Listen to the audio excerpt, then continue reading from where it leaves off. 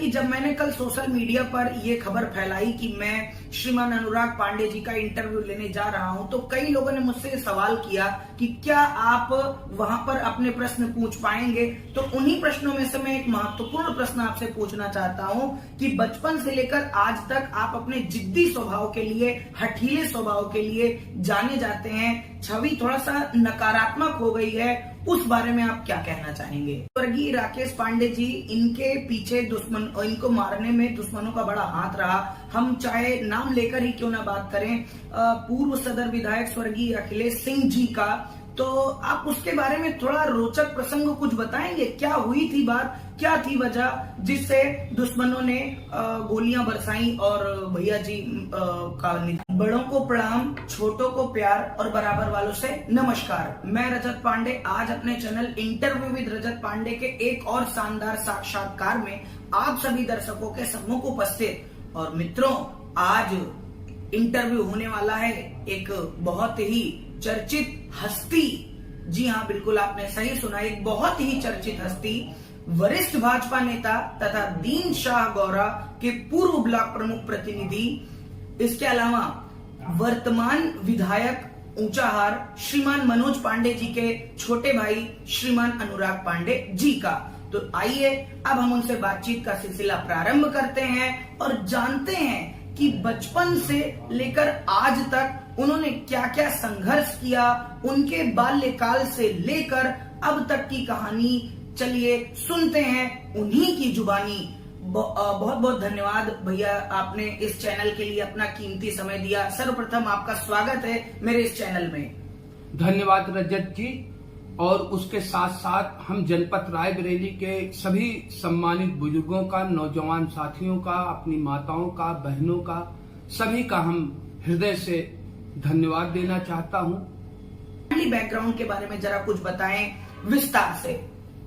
देखिए रजत जी, हम लोग एक सामान्य परिवार के लोग हैं और सामान्य से लेकर यहाँ तक अपने बुजुर्गों और यहाँ जनपद रायबरेली के सभी अपने बुजुर्गों के आशीर्वाद से यहाँ तक पहुँचने का काम किए हैं। हमारे पारिवारिक में हम 5 भाई और जो है 4 बहनों के रूप में रायबरेली की इस धरती पर हम सभी भाई बहनों ने जन्म लिया और एक सामान्य परिवार के रूप में हमारे पिताजी एक सामान्य व्यक्ति के रूप में रायबरेली की इस धरती पर सन 1958 से आयुर्वेदिक दवाओं का व्यवसाय उन्होंने घंटाघर चौराहे कैपरगंज में स्थित मुनीस औषधालय कैपरगंज रायबरेली से अपने जीवन की शुरुआत की जी। और उसी दुकान की आय के माध्यम से हम सभी भाई बहनों ने अपनी शिक्षा दीक्षा इसी रायबरेली के एक सामान्य विद्यालयों में लेने का काम किया। भाई के रूप में हमारे जो सबसे बड़े भाई थे अरविंद पांडे जी, जो इंजीनियर थे और एचएल कंपनी में उनकी नियुक्त इंजीनियर के रूप में हुई थी, लेकिन असमय उनकी बीमारी के कारण वो हम लोगों के बीच में नहीं रहे। और उसके बाद जो हमारे उनसे छोटे भाई थे और हम लोगों के बड़े भाई और हम लोगों के मार्गदर्शक के रूप में जो हमारे भाई थे स्वर्गीय राकेश पांडे जी रहे। उनसे के बाद हमारे बड़े भाई डॉक्टर मनोज पांडे जी, जो वर्तमान में ऊंचाहार विधानसभा के विधायक भी हैं जी। और उसके बाद मैं स्वयं रहा अनुराग पांडे और हमसे एक छोटे भाई हैं डॉक्टर अमिताभ पांडे जी। बिल्कुल, तो स्वर्गीय राकेश पांडे जी, इनके पीछे दुश्मन, इनको मारने में दुश्मनों का बड़ा हाथ रहा। हम चाहे नाम लेकर ही क्यों ना बात करें, पूर्व सदर विधायक स्वर्गीय अखिलेश सिंह जी का, तो आप उसके बारे में थोड़ा रोचक प्रसंग कुछ बताएंगे। क्या हुई थी बात, क्या थी वजह जिससे दुश्मनों ने गोलियां बरसाई और भैया जी का निधन हो गया।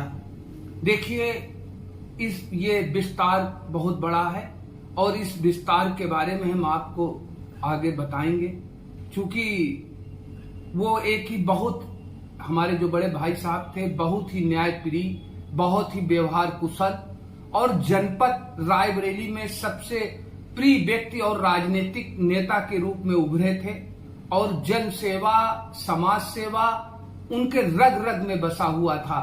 और जिस तरीके से उन्होंने रायबरेली की इस धरती पर लोगों की सेवाएं और लोगों को अपने साथ जोड़कर काम करने का काम किया है, आज भी उनके बहुत सारे साथी यहाँ पर मौजूद हैं जो उनके विषय में आज भी जानते हैं। जिस विषय में हम आपको बाद में बताएंगे। जी बिल्कुल। तो आपने अपने, जैसा कि जब मैंने कल सोशल मीडिया पर ये खबर फैलाई कि मैं श्रीमान अनुराग पांडे जी का इंटरव्यू लेने जा रहा हूं, तो कई लोगों ने मुझसे सवाल किया कि क्या आप वहां पर अपने प्रश्न पूछ पाएंगे। तो उन्हीं प्रश्नों में से मैं एक महत्वपूर्ण प्रश्न आपसे पूछना चाहता हूं कि बचपन से लेकर आज तक आप अपने जिद्दी स्वभाव के लिए, हठीले स्वभाव के लिए जाने जाते हैं, छवि थोड़ा सा नकारात्मक हो गई है, उस बारे में आप क्या कहना चाहेंगे? देखिए, ऐसा कुछ नहीं है।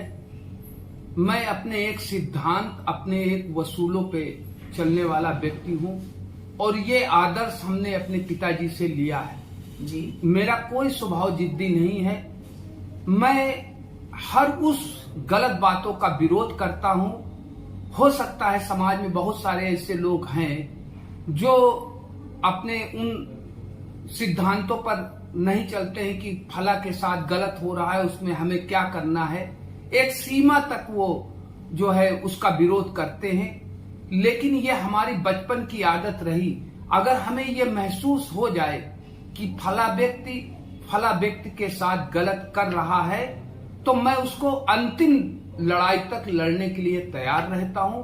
ये हमारा अपना जिद समझ लीजिए या अपना सिद्धांत समझ लीजिए, ये जो भी समझिए, ऐसा कुछ नहीं है कि मैं कोई गलत किसी बात के लिए जिद करता हूं। मैं न्याय संगत जो भी व्यक्ति है और अगर वो उसके साथ अन्याय हो रहा है तो हमारे रहते हुए और हमारे प्रयासों से उसको अगर न्याय मिल जाए तो उसके लिए मैं निश्चित रूप से जिद के साथ लड़ाई लड़ने का काम करता हूं। यह हमारा अपना एक सिद्धांत है। जी बिल्कुल। सवालों का सिलसिला जारी है। अगली शिक्षा कहाँ से ग्रहण की भैया जी, कौन से सन में?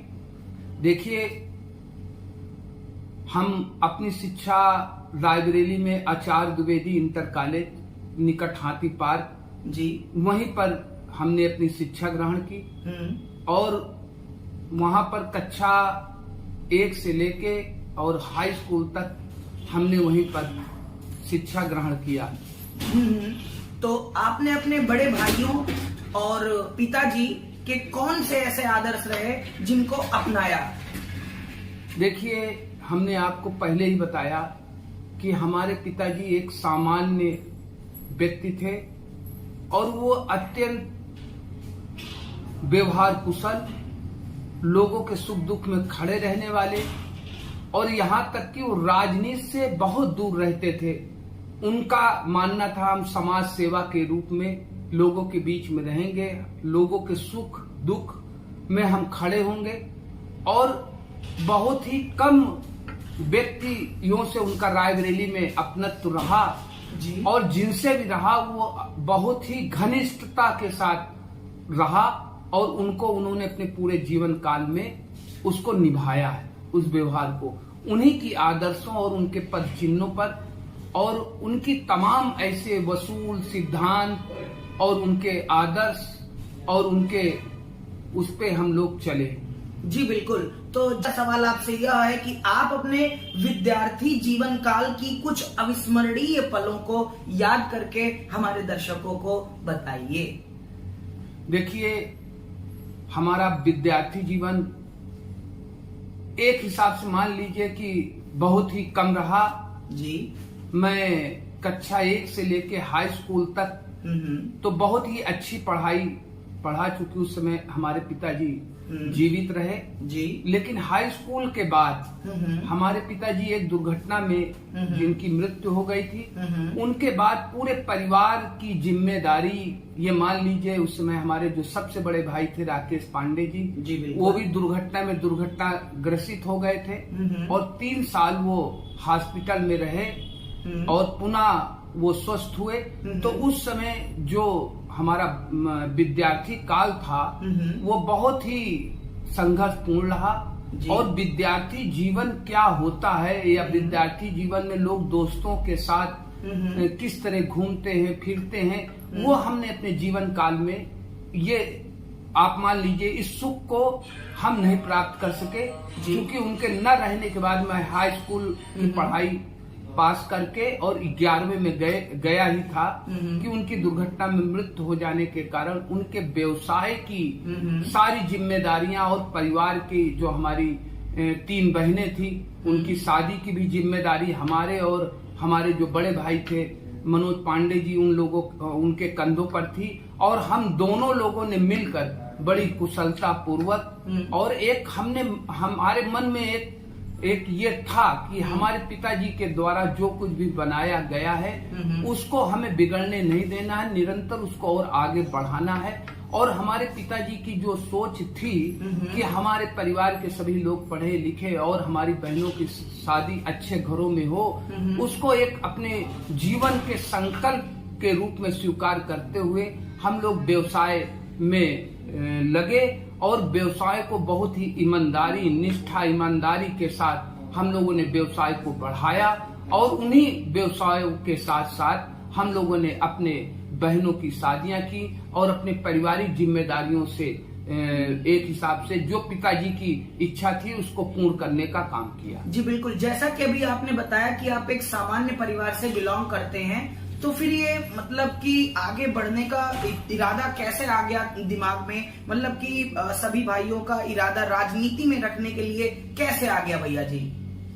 देखिए, ये एक बहुत लंबी कहानी है जी। हमने आपसे बताया था कि इसको हम आपको विस्तार से बताएंगे। जी बिल्कुल। हम लोग सामाजिक जीवन में तो जीने का काम करते थे। हमारे अपने चुनिंदा ऐसे परिवार होते थे, ऐसे इष्ट मित्र होते थे जिनके सुख दुख में हम लोग सदैव खड़े रहते थे।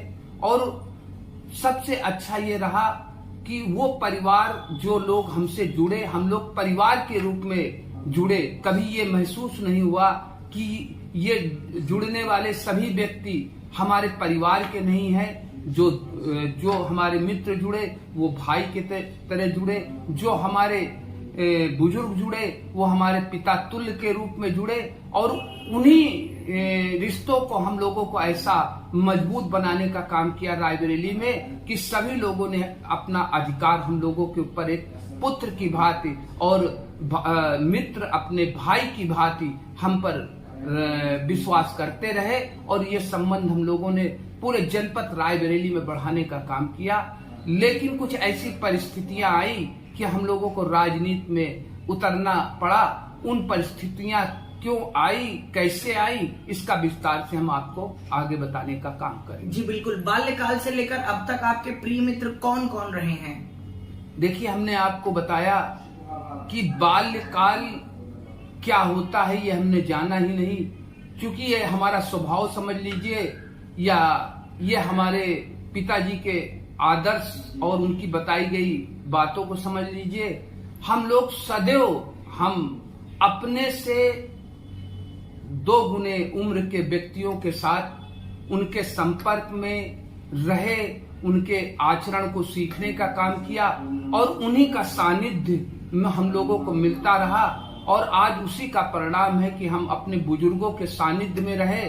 बालकाल में कोई ऐसे मित्र हम नहीं रहे, क्योंकि बालकाल की अवस्था आप जानते ही हैं। बालकाल की अवस्था ऐसी होती कि आदमी अपने हम उम्र को अपना मित्र बनाना चाहता है, क्योंकि वो बालकाल की जो अवस्था होती है वो घूमने फिरने और रोचक पूर्ण होती है। इसलिए सभी ऐसे लोग जो है अपने हम उम्र को अपना मित्र बनाना चाहते हैं। लेकिन हमने सदैव अपने से बड़े उम्र के लोगों के साथ सानिध्य में रहने का काम किया। इसलिए बालकाल अवस्था में मित्र ना कहिए, परिवार के लोगों को आप कह दीजिए कि आपके बालकाल अवस्था में आपके पारिवारिक जैसे व्यक्ति कितने होंगे।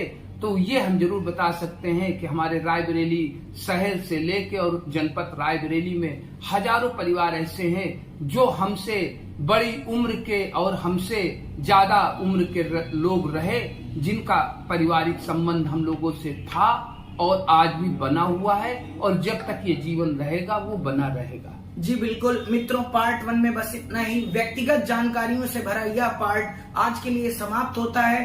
पार्ट 2 बहुत शीघ्र आपके सामने आएगा और उस पार्ट 2 में राजनीतिक कैरियर के बारे में बताया जाएगा। ऐसा बात भैया, क्योंकि वो बहुत ही लंबा विषय है, आपने इसको पूछा जो कुछ शब्दों में हम उसको नहीं बता सकते हैं, वो एक लंबी कहानी है, उसको बताने के लिए काफी समय चाहिए। और आज हमारे कुछ और कार्यक्रम लगे हुए हैं जहां हमने पूर्व से लोगों को समय दे रखा है, इसलिए आज आपको उस विषय पर चर्चा नहीं की।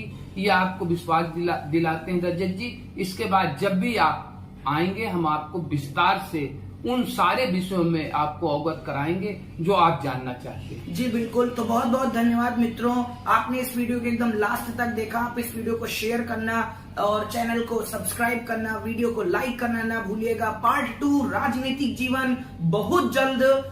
धन्यवाद।